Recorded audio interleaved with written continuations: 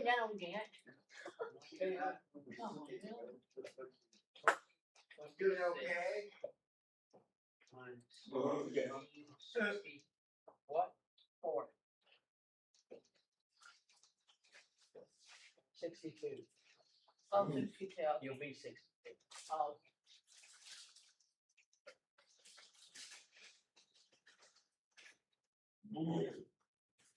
Okay. Oh, one's been my sandwiches. I'm not that old.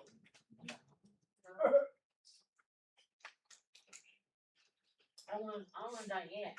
I'm on. Hey everybody, I think we're live. No, I want Diane orange. I got my nieces still. Some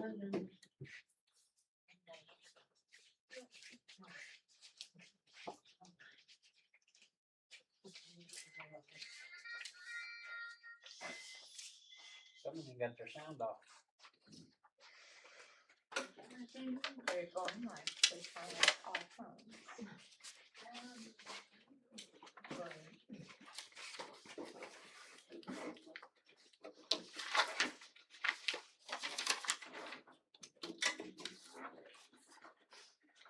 Hello everyone.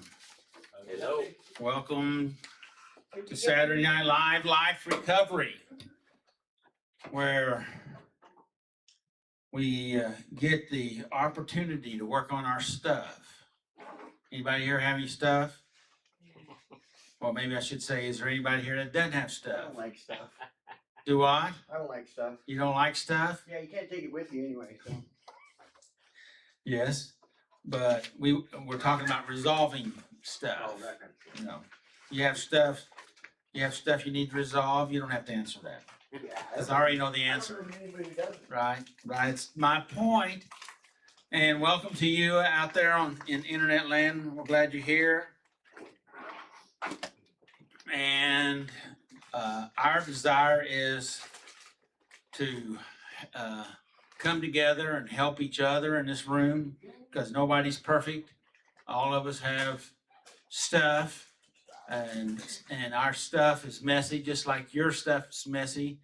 And the idea is to go from a more chaotic lifestyle to a less chaotic lifestyle, and go from more disorderly to more orderly, and that's the plan. So anyway, tonight we're still on step 6, and our topic is step 6 and removing deeper hurts out of Jonah 4 through 8. Step 6 is we were entirely ready to have God remove all these defects of character. And that can sound like a tall order, but God wants to do that because actually He's the only one that can. In fact, last week, if you remember, we talked about remove instead of improve. Anybody remember that one? Yes, and the idea is because we can't fix ourselves. We can maybe do a little bit of improvement around the edges, but the fact of it is we need His grace, His mercy, and His help to remove those defects. So, and tonight we're going to be talking about some of the causes of these defects, and that's these deeper wounds, these deeper hurts, and we're going to be talking about that. Let's see. Willie's going to be doing the step tonight and covering the topic, and then Lori is going to be doing the step reflections and the questions. And so it'll be interesting to see how all this works out. Do you agree? Yes. I was harassing Lori there a little bit. So, all right, let's start off with the first question. What does removing deeper hurts mean? And by the way, I do have a worksheet, and I think is it only a one-page one? Yeah, it is only a one-page one. tonight. So, yes, sir. It means allowing God to heal the emotional, relational, and spiritual wounds beneath Yes. our unhealthy behaviors and character defects. Good. Good. Got any thoughts about that? Well, yes. Are you interested in sharing that?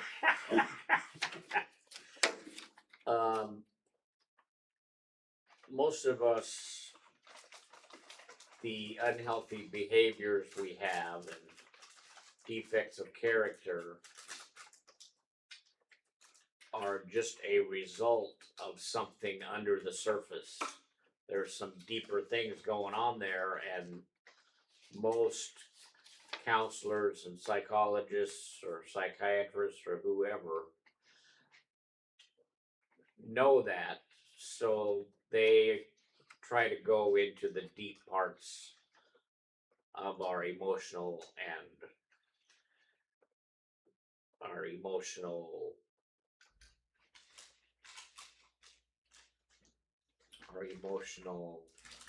makeup, I guess.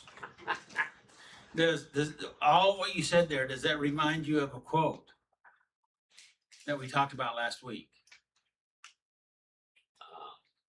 Yes, but I don't remember how it goes. It's Carl Jung's quote. It's the psychological rule. He says that when an inner situation is not made conscious, which is what you're talking about there, those deeper wounds, it happens outside as fate. So if we don't resolve them, what that means is it's kind of like a weed seed that's planted inside of you, and it's going to come out. It's going to happen. It's going to force things to happen, and either we address it, or it comes out and says, "Here I am. I'm here to mess up your day." Yeah. Right? You know what I'm talking about? And it goes on to say, and that's to say, when the individual remains undivided, which means that you don't unify yourself, you don't resolve the conflicts, because when we have those wounds or those conflicts, we divide ourselves. Okay, we segment. Another word is we segment ourselves, and does not become conscious of his or her inner opposites. The world must perforce, like it or not, act out the conflict. And we're talking about the internal conflict or the hurts.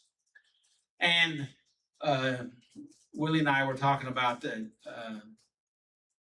topic here today, and Jonah, and how he had a inner conflict, right?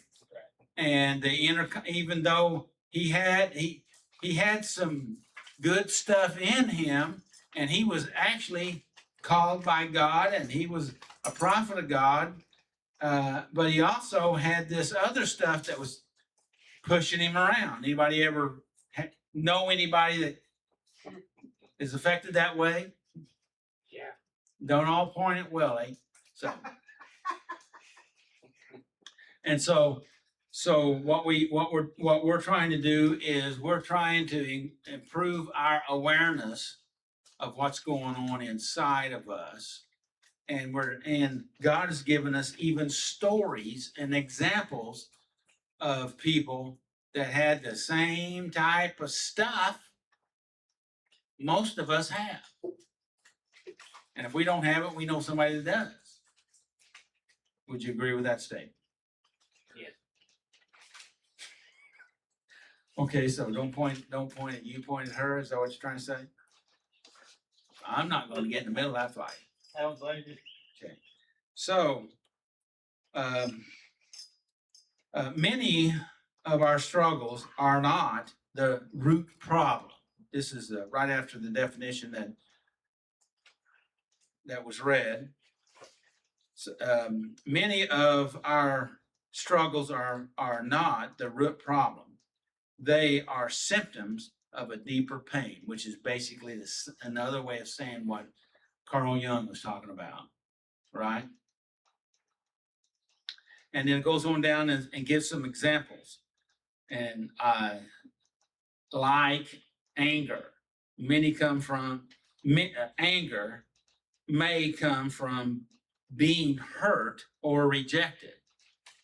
Does that sound like a possibility in your life, or you know somebody is? Control may come from fear or insecurity. How does control? Well, that means you're trying to control things so that you're able to handle your life, so you don't have to be afraid, or you're so insecure you're trying to do things to gain that security. And according to Abraham Maslow, security is one of the number one human needs. So trying to feel secure in one aspect or another. And another one is being loved and accepted. And so we'll get to that here in a minute. The third one here is people pleasing. Okay, people pleasing could be one of these deeper wounds, and that may come from a need of you're looking for approval. What do you think? Bitterness may come from unresolved wounds. Somebody hurt you and you just buried it, and thought about it. Imagine what you'd do if you ever had a chance. And all that is internal poison that you keep drinking. Is that not true? Bitterness. Addiction. Addictive behavior may come from trying to numb emotional pain. And it's... Or boredom and fitting in. Excuse me? I said, or boredom and fitting in. Yeah. And pride may come from hidden shame. Pride. So in recovery, we often discover that our defects of character are like fruits of a tree. Now, can you imagine that? Can you visualize that? While deeper hurts are the root beneath the surface. Our behaviors are like the fruit. Our problems are like our roots. So, we can knock all the fruit and leaves and limbs off the tree, but the problem is still at the root. Yeah. Right? That's what that's trying to say. I got good beside this, a simple definition, which is very similar to one that was read earlier. Removing deeper hurts means allowing God to heal the wounds, fears, resentments, and fear and false beliefs. Another word for false beliefs would be what? Lies. Lies. Very good. Very good. We have a really bad habit of not just lying to others, but lying to ourselves. And how does that work out for us? Well,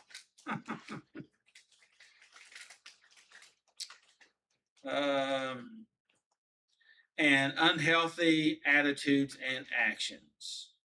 In Jonah 4, God didn't simply tell Jonah to stop being angry. I thought this was really good, and that's the reason why I made a note to the side here. Really good. He didn't tell him to stop being angry. He helped Jonah see what was beneath his anger. And we'll talk about the story and stuff like that later when we get into it. But he was trying to help him see what was going on. And God was dealing with Jonah's heart, not just his behavior. What do you think about that statement? Any comments? And see, and that's the reason why I say here on Saturday Night Live, when we're talking about recovery, we're not talking about a just a performance being substance free, okay, uh, just being dry or free from the substance or behavior, because you can do that and not have recovery, because recovery is inside. It's the heart. It's a change on the inside. And when you change on the inside, that will affect your behavior and what you do and who you do it with. Would you agree with that? Yes, sir. And that's the only way it'll last. You're absolutely right. Thank you for that. It's true.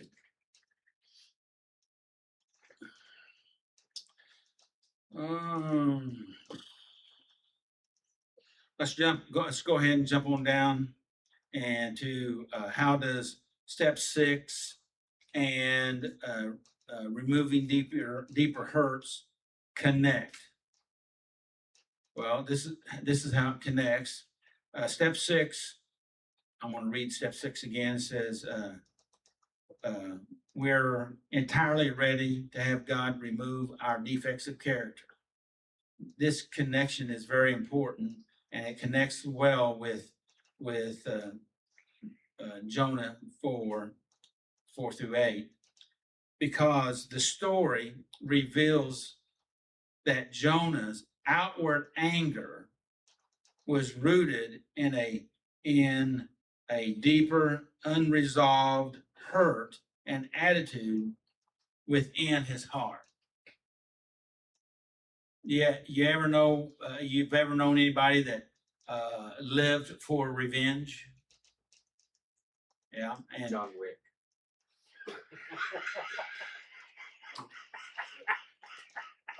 I don't even know. It's a movie. Oh, okay. All right. I missed it. That's a good movie. Okay. All right, but that bitterness can take you drive you into some very serious unhealthy behaviors. Would you agree with that? Yes, sir. Yeah, I agree with that. But interestingly, the way God reached Jonah's heart was, first of all, by showing him mercy. Right. And then he had to show him there was something wrong in his heart. Right. So he took that mercy away, which we'll read about. But that made Jonah angry again. The anger came up again because it was deep. And God said, "Is it right for you to be angry?" Right. And that made him really stop and think. That's good. That he did not have the right to be angry. And when we feel better, when we feel better than somebody else, or that we're holier than somebody else, or somebody else is all bad and because I'm all good. Well, neither one of those statements is correct. Nobody is all bad, and none of us is all good. And but of course, I understand that Jonah was raised on that anger, from early in life, and that's deep seated. So it was deep in him. But yes, God did show him mercy, because he saved his life when he was thrown overboard, right? But God also gave him deliverance of being in the fish when he finally said, "Okay, I'll go." So the fish vomited him up on the bank that he was supposed to go to instead of in the direction he was heading, which was in the opposite direction. So, God works with us even when we're wrong. That's that mercy. and then we'll talk about, you know, the rest of it here in a little bit,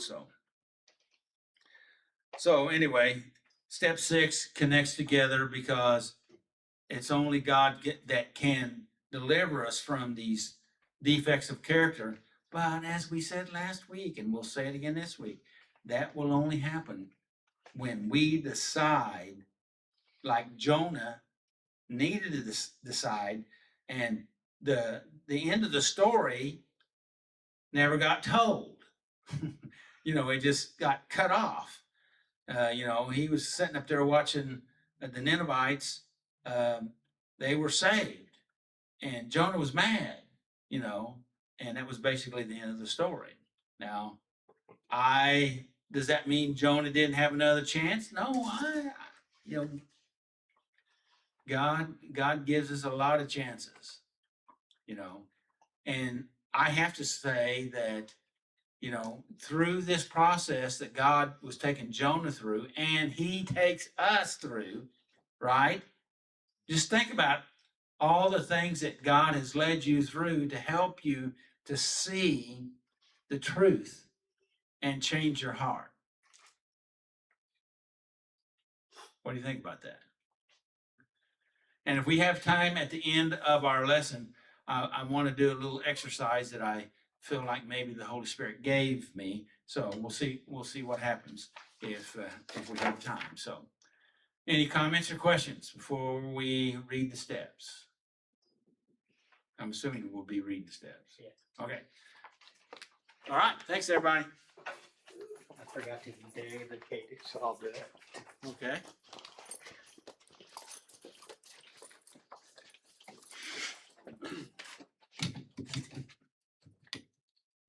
Good evening, everyone.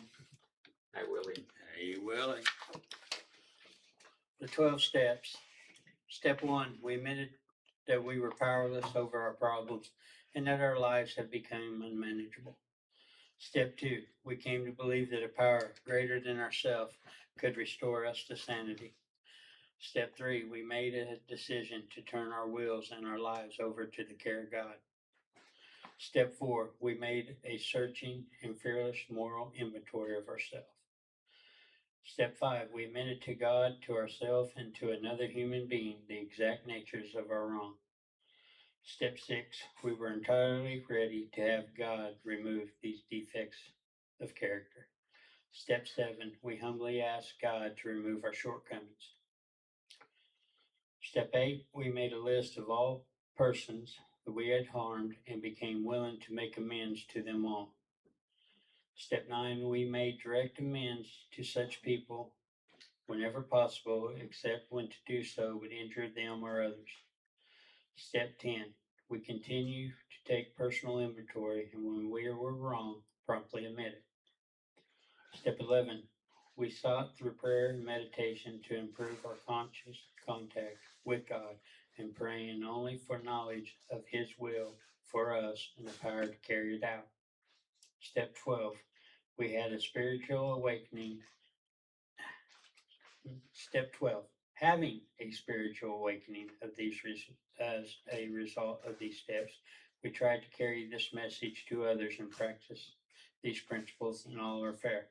And back to step 6, where we're at tonight, we were entirely ready to have God remove these defects of character. Thank you, Willie. Oh, Will. Thank you. Now, Willie's going to do our teaching, step 6. It's going to be on our fun. topic. It's going to be fun. Going to be fun. All right. It's going to be fun. Removing deeper hurts. Bible reading is out of Jonah 4:4-8. We were entirely ready to have God remove these defects of character. When we are upset, we often depend on our addiction to make us feel better. So, why do you think that is? Because we don't want to feel the pain, and so we're going to look for any way to numb it and avoid it. And when you're upset, all you want to do is get away from it. So you're going to look for the quickest and easiest way out. Okay, go ahead. You know, you skipped right through my regular first question. All right, let's go back to it. I noticed that. I was gonna stop you. He didn't give you that opportunity to nail him. I'm done on the couch for tonight, so let's don't make that worse. The first question Okay, is, go ahead. what does a healthier future look like to you? A healthier future look like for me. Yeah, for you.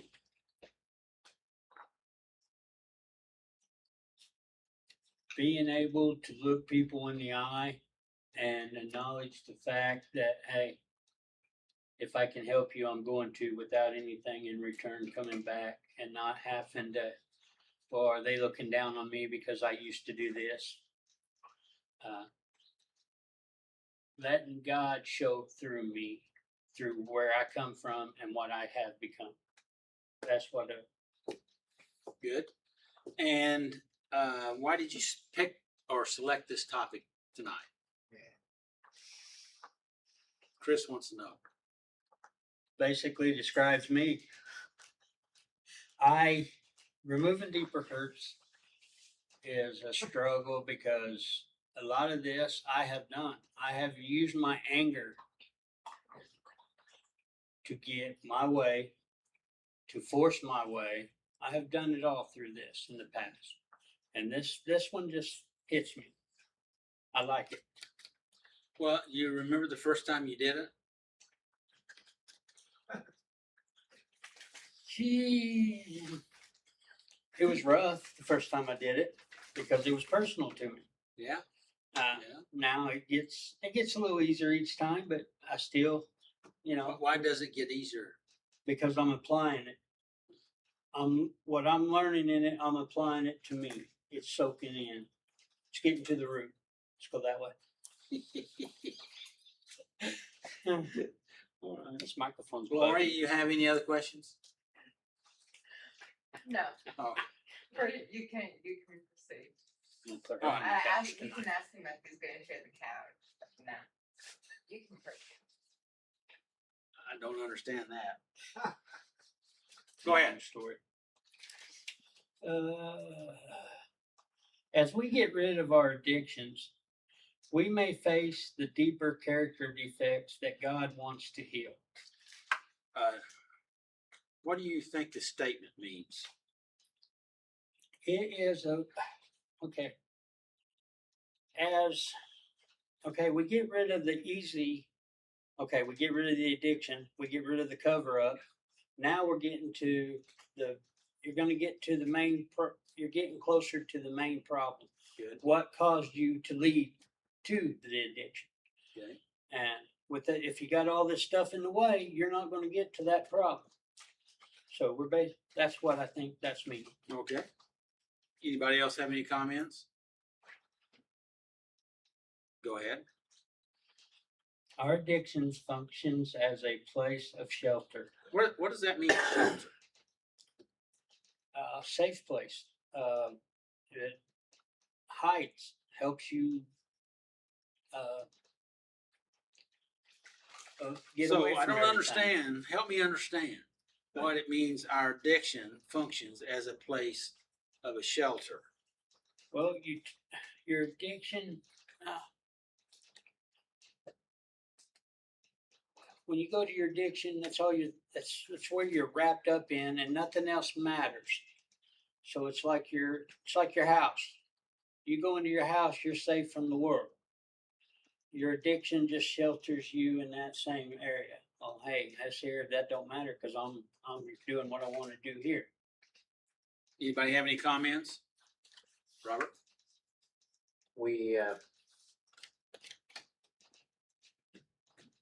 It becomes an automatic reaction to whatever's the underlying problem. If we're hurt, if we feel like we've been wronged by someone, then we want to escape or we want to feel better. So we automatically go to our addiction.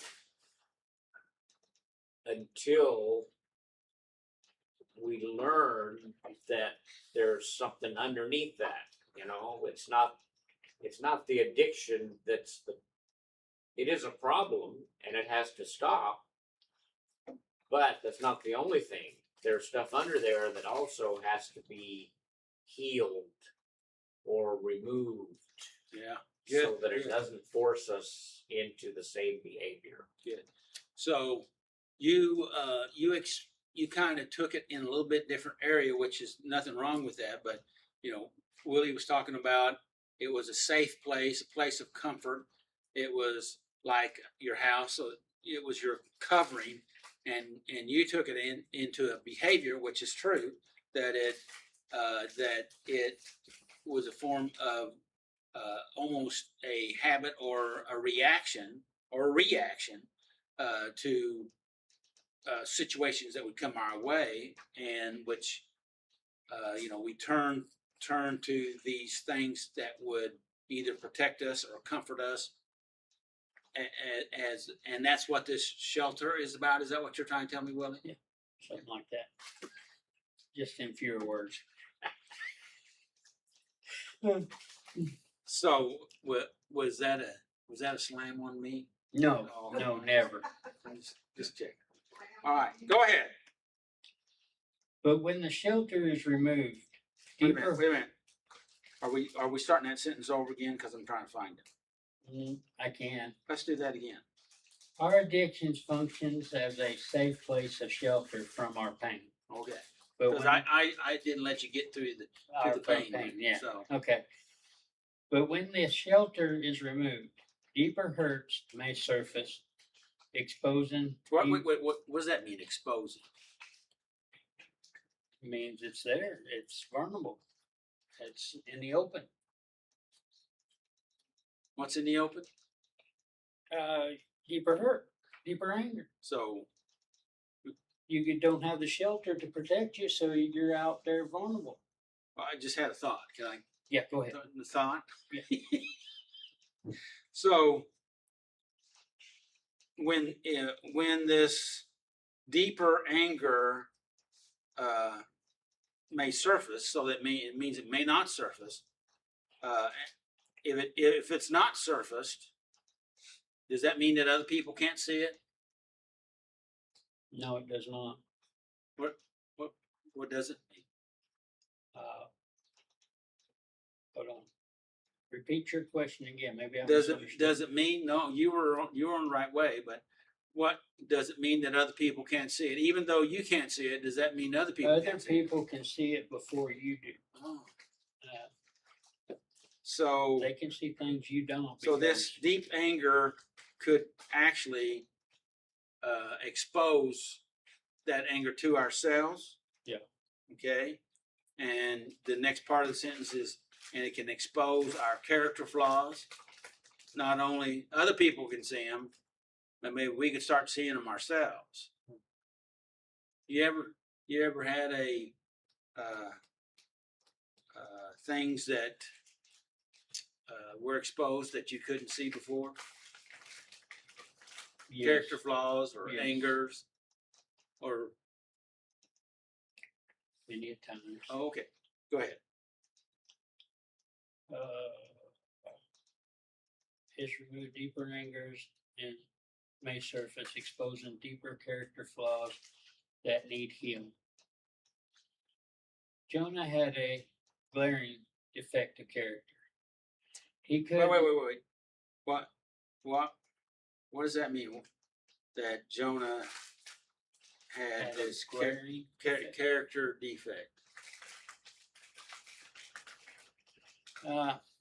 Means that everybody saw it but him. What do you think about that?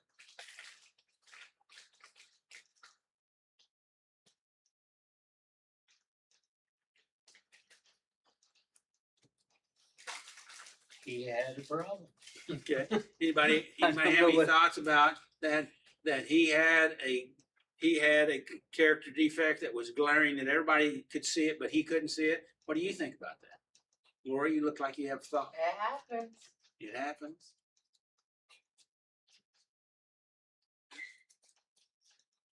Go ahead. I remember people telling me that I had this defect, but I wouldn't believe them. That's how bad it can get, is that it's staring you right in the face and people point it out to you and you still can't see it because I didn't want to see it. You know, I probably knew it was true, but I didn't want to admit it. Good save. Therefore, Good save. it took me a long time to come to grips with that fact. Mm. Have you ever thought?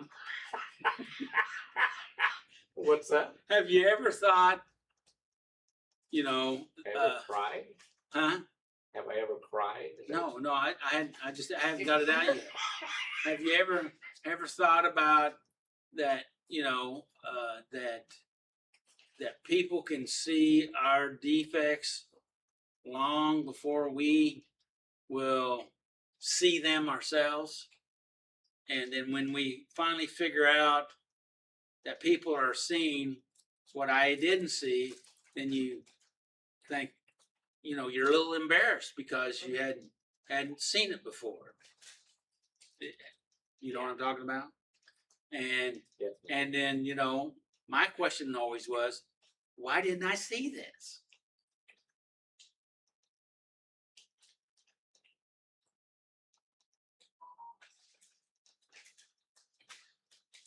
And so my next question is, why do you think I'm belaboring this point so much? So that it sinks in. You like to see us squirm. Well, Because that's a vital point to this message. it is. So, at least I think so. Yeah. And I want the Holy Spirit to be able to talk to all of us, that we're able to hear it. And if we can hear it, then hopefully we can come to the place that we can allow Him to help us. Yes, sir. And I think it's so common in recovery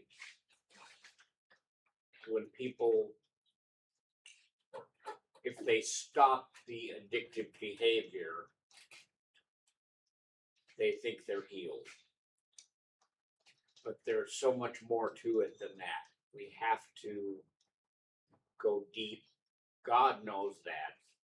And that's where I don't think his concern is as much the surface stuff as what the deeper stuff is. He wants us to get in there and fix the underlying problem. And the reason why is because why does He want us to get under and fix the underlying stuff? Because he loves us. That's it.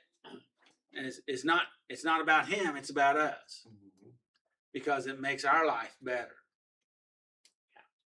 More full, more free, more peace, more purpose, more joy. And that's what He wants for us. And all that would actually improve our relationship, not only with ourselves, but with others and with Him.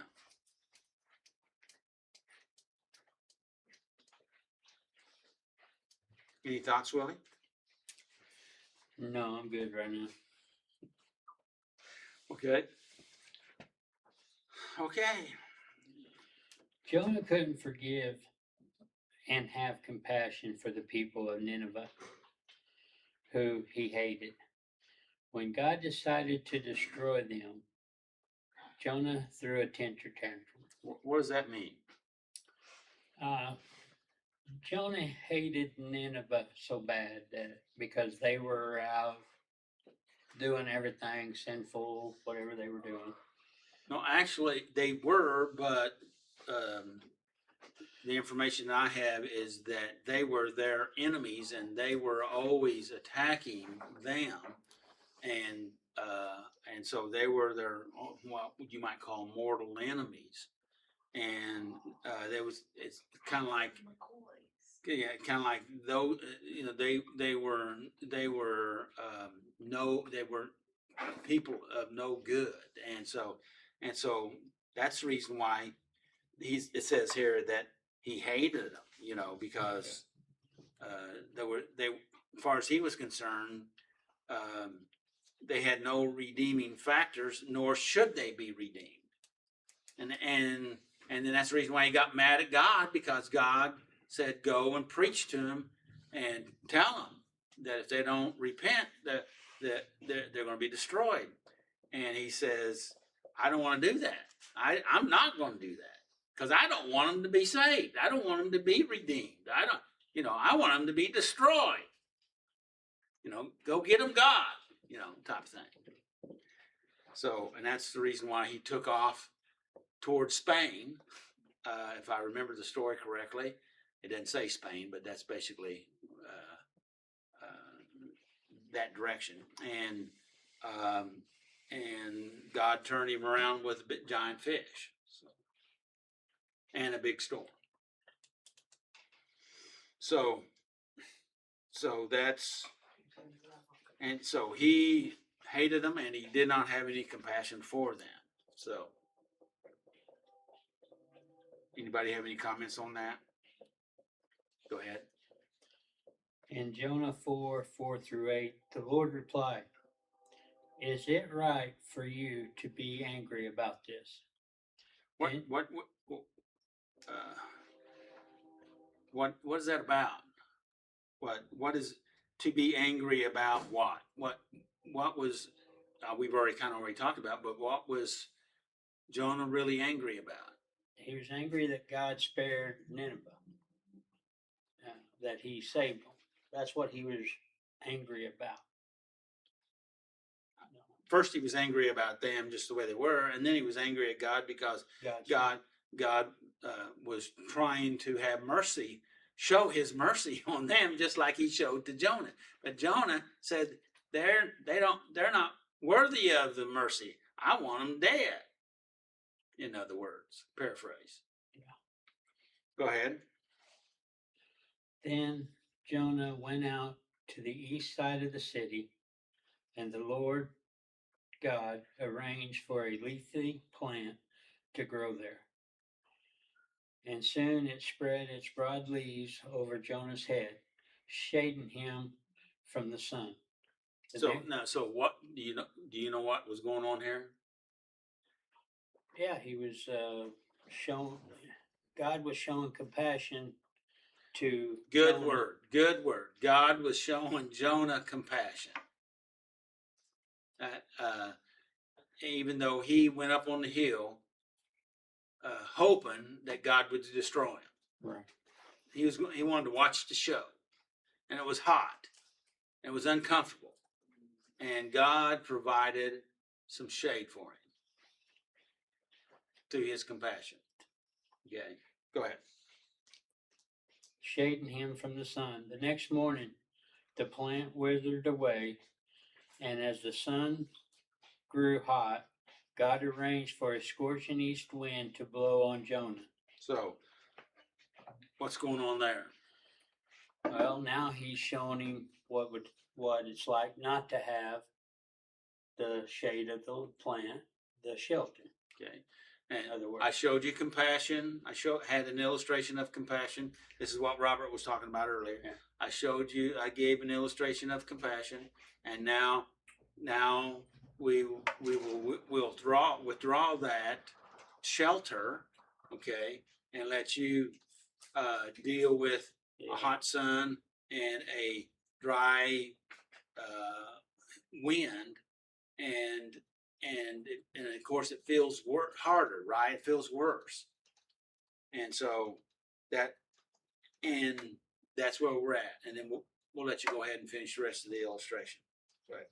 the sun beat down on his head until he grew faint and wished to die.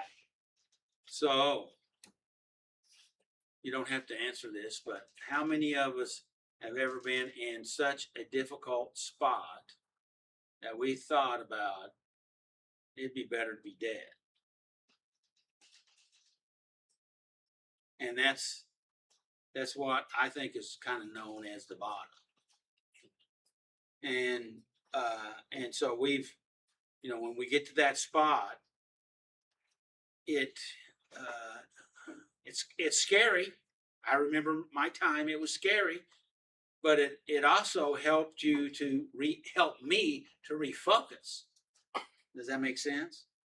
And so here we are, a prophet of God, in that situation, because he wasn't getting his way, but the elements were difficult. It was a challenge. He was mad, and things weren't going our way. And isn't that really when the situations that we put ourselves in, right? That we do that to ourselves. God lets us have that opportunity to refocus. And that's his mercy, in my opinion. That's what Robert was talking about earlier. Right, Robert? Yeah. And also, if we look at it, at the situation that we're in, like if Jonah would have, in fact, he even said, I think he said, God asked him again, are you right to be mad about the plant withering and dying? And Jonah said, yeah, to the point where I want to die. Yes. So if he would have just stopped and thought something, I'm mad about this plant, but it's not really the problem. The problem is my hatred of the people. And God is trying to teach me that. Well, it's not only that, it's not only the hatred of the people, but it's the hatred of the plant, it's the hatred of the people, it's the hatred of God. It's almost like I hate you, God, for doing what you're doing, because you're disagreeing with me. Yeah. Right? So it's his heart that needed to be addressed. And hopefully he's starting to see that, because God asked him a couple questions. Do you have a right to be angry about this? Well, of course he said he did, but just because that's what he said, maybe he was starting to see things just a little bit different. Yeah. Go ahead, Willie. God did this to show Jonah that the real problem wasn't the loss of the shelter. Hatred was the real problem. The removal of the sheltering addiction may expose deeper problems. Wait. What do you think that means there?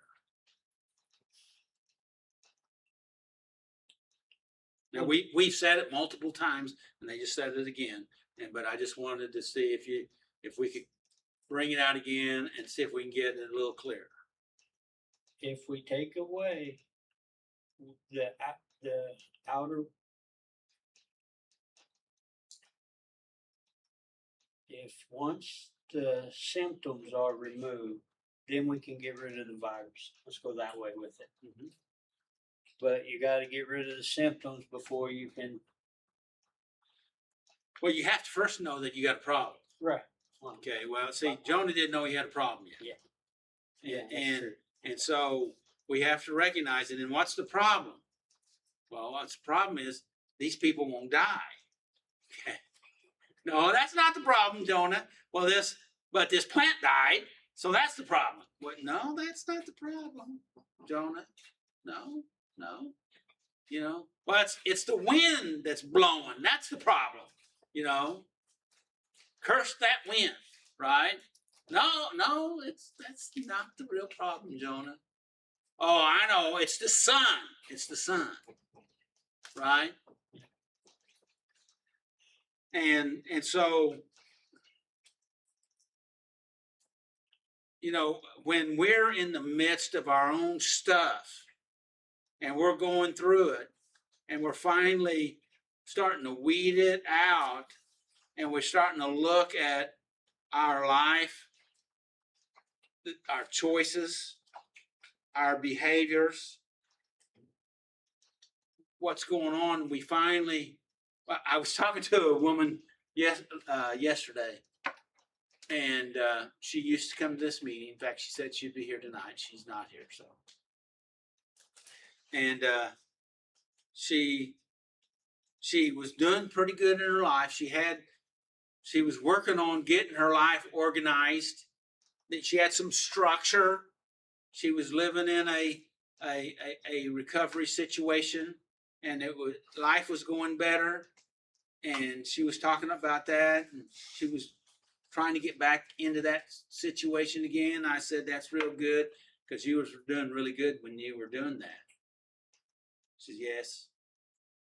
I said, but then something happened. She said, yes.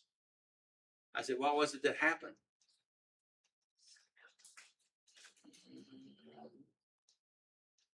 I could see it in her eyes that she knew, but I said, you made some choices that took you out of that situation.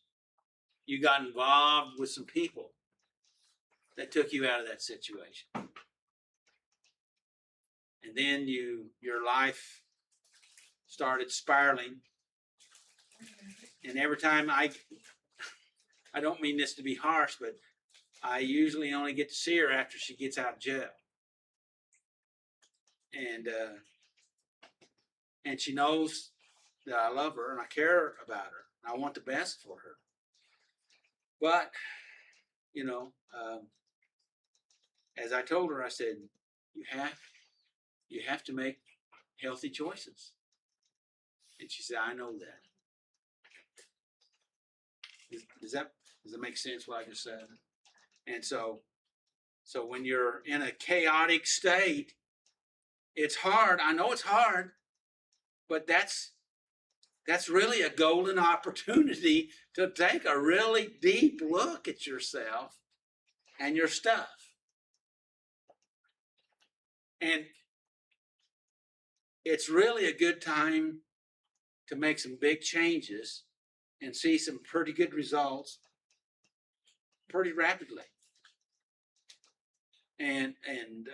But don't be fooled. You have to continue making those choices.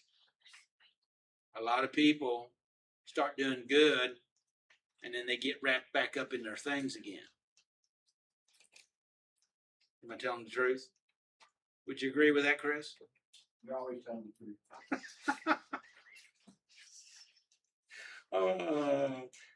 Was there sarcasm in that? Very much.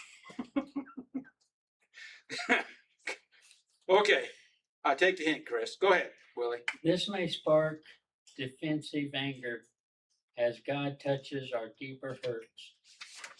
It is all right to let the anger out, but it is also important to let God take care of the real problem.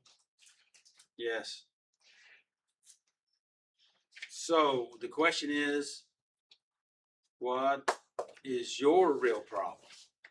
My real problem? You don't have to answer that.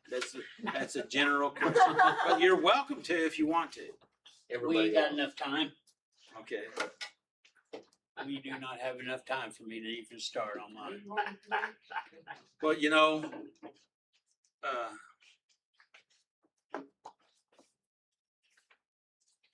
I want to, that exercise I was talking about, I'd like to go ahead and do it right now. It won't take very long, but we're talking about step 6. And can you read step 6 again? We were entirely ready to have God remove these defects of character. And so, have everybody put their hand out like this, straight out beside them or in front of them. I don't care, but not resting on anything. Not resting on your elbow. Yeah, just like that. And like it. If you can put it straight, then you put it straight because it's heavier that way. And the longer we go, the heavier it gets. Have you noticed that? And and we hope we're out that, and these defects of character, these problems, these unhealed wounds, okay, these deep wounds, you know, they start getting heavier and heavier. Would you agree with that?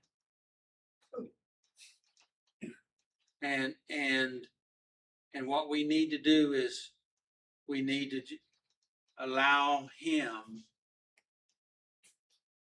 to take that. And if I walked over to your hand and I reached into your hand where your heavy stuff and pulled it out, like Gloria, if I pulled it out of your hand right now, would you let me have it? Okay. Now, just relax. How does that feel? Yeah. The heavier. It's getting. If I take yours, I take it away from you. I'm doing the women first in case you didn't know. and then you relax. I got it, and it's just like it's even though I'm saying I got it, God is taking it from you, and we're letting it go. And then if I take yours, Chris, I want you to feel that it's lifting off of you, that you let it go. Can you do that? Oh, yeah. Let it go. And then relax. John, can you do that? Yeah. Okay. Robert, can you do that? Yeah. How's that feel? It's good. Okay. Now, oh, Will. I forgot something. The Willie, lift that out. That burden, if we let God lift that off of there, and we have to be willing to let it go, and then you rest. How does that feel? Nice. Feels real good. And that's what step 6 is talking about here. That's what this we're talking about here in removing these deeper hurts. Just that he is lifting them off of you. And if you can and remember this, take this, associate this to God removing those deep hurts, those defects of character, and allow his healing to be there. Just what you felt right there can be a catalyst to help you to eliminate all those other things. What do you think? It's good. Okay. All right, Willie. What's your takeaway? We'll just go to this last one. Keep on letting God work in me to let him get to the root of the problem, which is the heart, where he needs to be. All right, good deal. Thank you.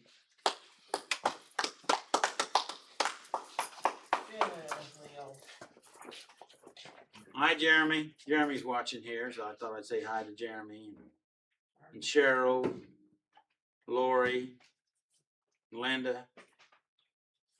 What I see on here right now. So, and Lori.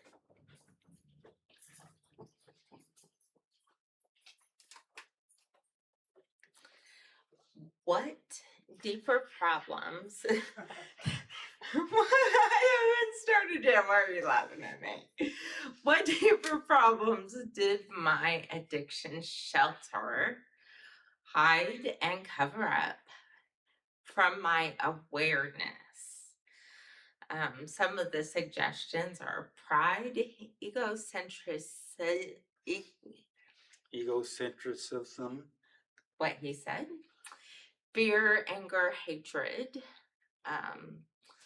the arrogance of believing that life should go the way I want. I'm going to pick that one as being most relevant. The arrogance of believing that life should go the way I want, and it's not fairness of life. Because life is supposed to be fair. Not totally, but it was particularly unfair to me for quite a long time, and I didn't like it, and I was pretty bitter about it. And how'd that work out for you? Not real well. Okay. And that's kind of the point of That's that's kind of the point. It really didn't work out well at all. It left me in quite a mental mess. there's a sign on the front of that. It is what it is. It is what it is. And that's called reality, Yeah, right? it is. And when we fight reality, even though we don't have to like reality, but if we fight it, it gets worse and worse. Yes. And I fought it and it got worse and worse and yeah. All right. Two. What difficulties have I suffered due to lack of forgiveness or compassion for others? I've always been very compassionate and forgiving person and quick to come to forgiveness. Except yourself. Yes, except for myself. Thank you for pointing that out. Because I'm the same way. Yeah. Thank you. But the one answer, inner torture. Inner torture. Does that, if you're the same way, does that make sense? Inner torture, the inner turmoil. Which is another way of terming self-punishment. Yeah, I like that one. That's a good one. Yeah. And the reason why a person would torture or punish themselves, that's a question. Repeat it. So what's the reason why a person would torture or punish themselves? Don't like themselves. Don't like themselves. Don't like what they've done. Don't like what they've become. Don't like what they see. Okay. And so then they are why then is they're torturing themselves because they don't like themselves. For what purpose? What's the purpose of the torture?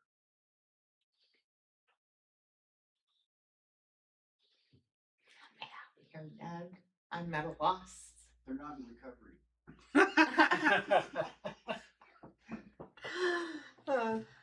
Well, expound on that, Chris. Yeah, Chris. I don't know how to expand that. You guys doing it. They're not seeing. You can expand on it. I'd appreciate it. Guide me in the direction I need to be Well, going. let's back up and make sure we got the question here, and that is, what is the purpose of us torturing ourselves because we don't like ourselves, so we're torturing ourselves, and the purpose is to try to make us do better or be better, right? That's the purpose. Yeah. And Chris' statement, and I was interested in hearing where he'd go with it about they weren't in recovery. That means they weren't interested in. They weren't. Now this may sound weird, but this is my read on it. They are not really interested in getting better, but they feel satisfied by torturing themselves. Or they just haven't found it yet.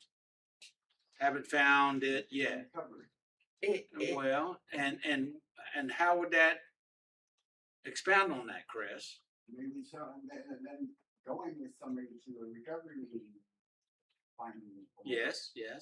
which way. And why would and so I got a sense of where that you may be heading, whether you realize it or not, but what would be going on there?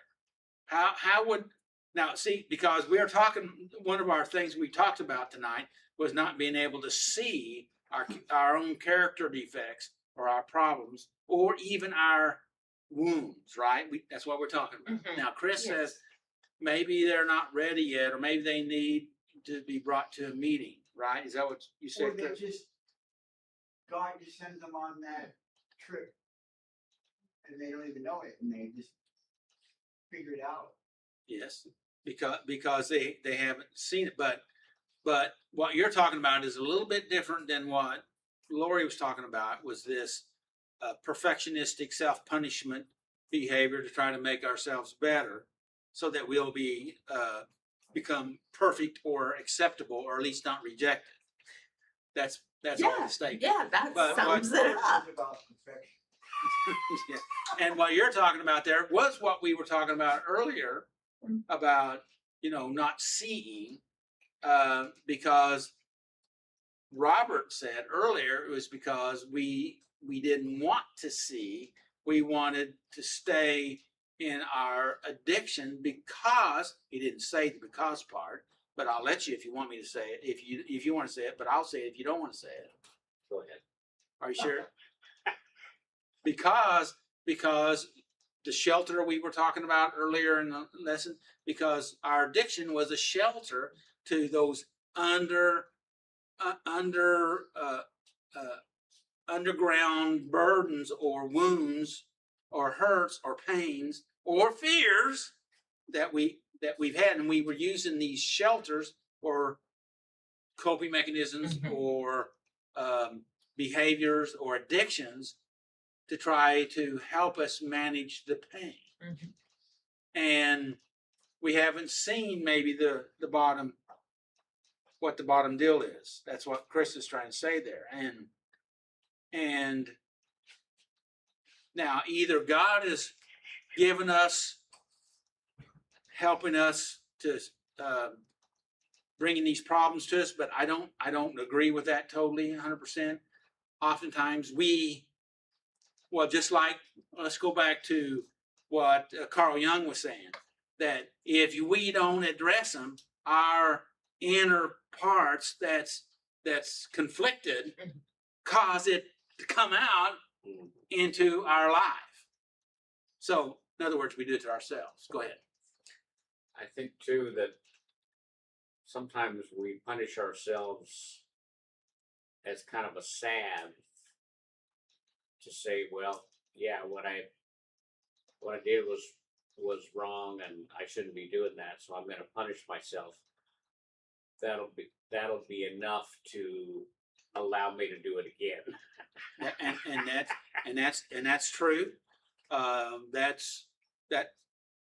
That's some of the preliminary steps of this. But then what Lori was talking about there was basically tormenting herself to try to somehow make her perfect or acceptable, or at least not be rejected. And see, and that is it's a false belief. Yeah. It's an So impossible. ultimately, she married Willie and fixed it all. Say it again. She ultimately married Willie and fixed it all. Yeah. Yeah, Feel lost in this cloud. That could be true. I just needed someone to go down with me. So he chose me to go down with him. Maybe. Well, hey, maybe you're like, I say that, I blame my life as it is right now on, I said it's Jesus and my wife Linda, and actually Linda had a hold of me first. So maybe you're a life preserver, Yeah. whether he realizes it or not.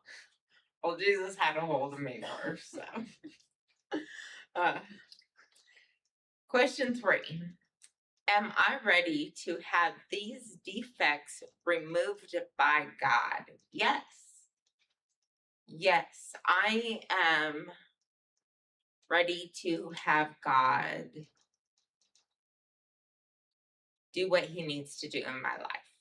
Remove defects. Even though I know it's painful, put in the good stuff, take out the bad stuff. Move forward. If you're not moving forward, if you're not learning something, you're moving backwards. And I just want to move forward with God. Good. And as I say often, all healing is painful. Oh, yes.